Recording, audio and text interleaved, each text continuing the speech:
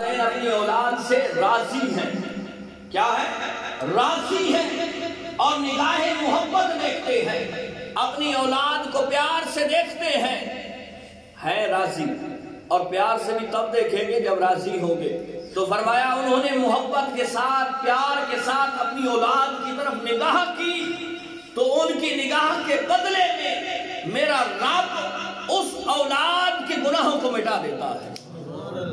اس اولاد کے گناہوں کو مٹا دیتا ہے اور ہر نگاہ کے بدلے میں ایک غلام آزاد کرنے کا ثواب عطا فرماتا ہے. یہ کب ممکن ہوگا؟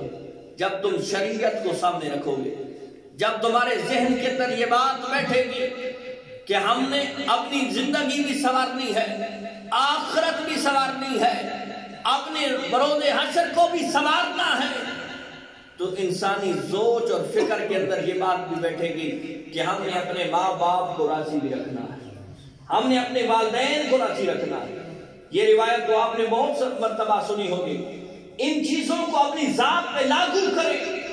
آمنہ کلال فرماتے ہیں آج تو جس کو پیسے ملتے ہیں وہ حج کرنے کے لیے چلا جاتا ہے.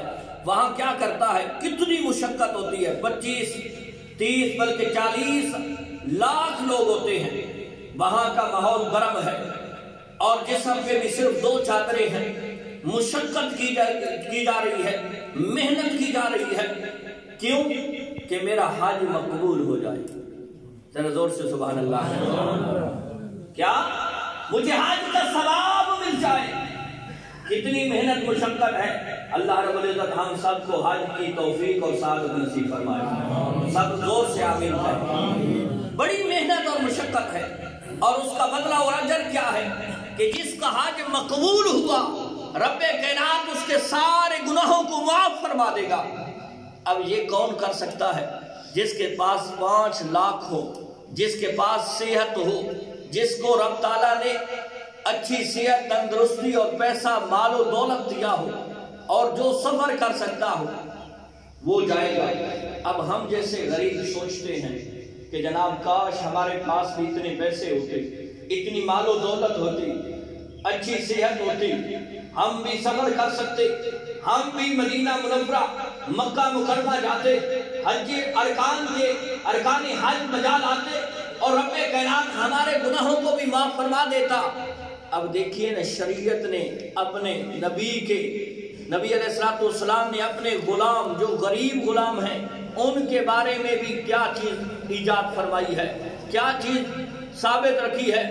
فرمایا جو اپنے والدین کی طرف نگاہ محبت دیکھتا ہے، نہ پیسے لگتے ہیں، نہ صحت صرف ہوتی ہے، نہ محنت لگتی ہے، نہ مشقت لگتی ہے، بس ایک مرتبہ اپنے والدین کی طرف نگاہ محبت دیکھ لیتا ہے، محبت کے ساتھ اپنے والدین کے چہرے کو دیکھتا ہے.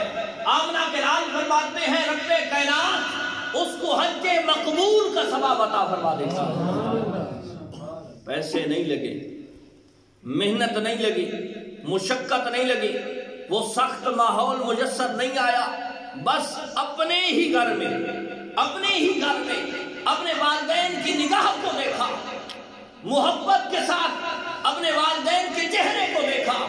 اب ایک صحابی عرض کرتا ہے یا رسول اللہ جو اپنے والدین کے چہرے کو کئی مرتبہ روزانہ دیکھے تو میرا مصطفیٰ فرماتے ہیں کہ میرا رب جتنی مرتبہ وہ دیکھے گا اس کو حج مقبول کا ثواب دینے پہ قادر ہے. اب کتنے حاجی ہیں جو حج کر کے آتے ہیں، انہیں یہ تو معلوم نہیں ہے، یہ تو سرٹیفکیٹ نہیں دیا گیا، یہ یقین دہانی نہیں کرائی گئی کہ جناب تم حج کے لیے آ گئے ہو لہذا تمہارا حج مقبول ہے، لہذا تمہارے گناہ معاف ہو چکے ہیں. لیکن مصطفیٰ کریم علیہ السلام نے یہاں یہ سرٹیفکیٹ دیا ہے، یہ یقین دہانی کرائی ہے کہ محبت کے ساتھ اپنی ماں اور باپ کے چہرے کو تم دیکھو، رب کائنات تمہیں حج مقبول کا ثواب دے گا.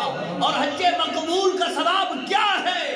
چاہے جتنے تم گناہگار ہو، سیاہکار ہو، خطاکار ہو، جتنا بھی تم خطائیں کر لو، اپنے ماں باپ کی طرف محبت کے ساتھ دیکھو، رب کائنات تمہارے گناہوں کو معاف فرما دے. شرط کیا ہے؟ شرط ذہن کے اندر رکھیے گا محبت کے ساتھ. یہ نہیں ہے کہ آج آپ جائیں اور محبت بھی نہ ہو. محبت تب ہوتی ہے جب خدمت بھی کریں. اور ایک اور جگہ پہ فرمایا کہ انسان کی بربادی کب شروع ہو جاتی ہے؟ جب اس کے والدین، بوڑھے والدین اس کو نصیحت اور اپنی ضرورت اس کے غصے کی وجہ سے نہ بتا سکے. سمجھ آئیے کہ اتنا غصہ دار. ہم تو خیر یہ ایک اور طرف موضوع جا رہا ہے، لیکن آخری بات، ہم تو کہتے ہیں بس باپ اب اس کا وہ عقل نہیں رہا، وہ سوچ اور فکر نہیں رہی، اب یہ دنیا کو نہیں جانتا، اس پہ غصہ کرتے ہیں. حالانکہ نبی علیہ السلام نے فرمایا جس پہ اس کا باپ ناراض ہے اس پہ رب ناراض ہے. استغفر اللہ تعالی ربی من کل ذنب واتوب. لیکن ہم کہتے ہیں اب دنیا کو ہم نے سمجھا ہے، ہم نے دنیا کو دیکھا ہے، ہم ہی بہترین دنیا کو سمجھنے والے ہیں. وہ والدین ہم انہیں بھول گئے کہ جنہوں نے سختی کے اندر، جنہوں نے غربت کے اندر، جنہوں نے تنگی کے اندر، جنہوں نے کوئی ماحول نہیں دیکھا، جنہوں نے کوئی موسم نہیں دیکھا، جو چیز ہمیں ضرورت تھی ہمیں پوری کی، ہمارے لیے وائٹ کی پوری کی، آج ہم بھول گئے.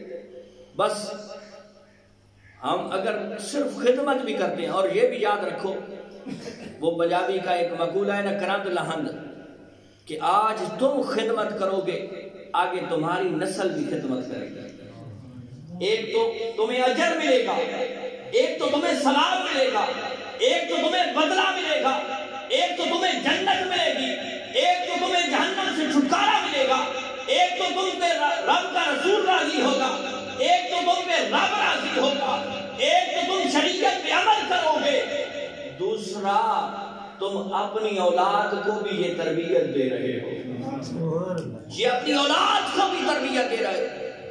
اگر تمہارا والد تمہاری اولاد کے سامنے دیکھ رہا ہے کہ تم اس کی خدمت نہیں کر رہے تو دیکھو کہ تم اپنی والد کے لیے کچھ نہیں کر رہے بلکہ اپنی قبر بھی کھود رہے ہو. کل تمہاری اولاد نے بھی تمہاری کوئی خدمت نہیں کرتی. یہی حال تمہارا بھی ہونا ہے. اسلام لقد کان لکم فی رسول اللہ اسوۃ حسنہ، کہ آمنہ کے لال کا جو زندگی ہے وہ زندگی بہترین نمونہ ہے. آج میں اور آپ اگر اپنی زندگی کو اسوہ رسول کے مطابق کر لیں، ہماری زندگی بھی سنور سکتی ہے اور آخرت بھی سنور سکتی ہے. ہمارے گھروں کے اندر سکون آ سکتا ہے، ہمارے دلوں کے اندر اطمینان آ سکتا ہے، ہماری سوچیں صحیح سلامت ہو سکتی ہیں، ہماری زبانیں ذاکر ہو سکتی ہیں، ہماری نگاہ حیا والی ہو سکتی ہے، ہمارے کان حیا والے ہو سکتے ہیں، ہمارا چلنا بیٹھنا اٹھنا بیٹھنا سب کچھ اگر نبی علیہ السلام کی شریعت کے مطابق اسوہ کے مطابق ہو جائے تو دیکھنا یہ زندگی سکون سے بھر جائے گی. اللہ رب العزت ہم سب کو دین اسلام پہ کما حق و عمل پیرا ہونے کی توفیق عطا فرمائے. اللہ رب العزت ہم سب کو آقا کریم علیہ السلام کی سیرت اپنانے کی توفیق عطا فرمائے. اللہ رب العزت ہم سب کو سچی پکی محبت آمنہ کے لال کی عطا فرمائے.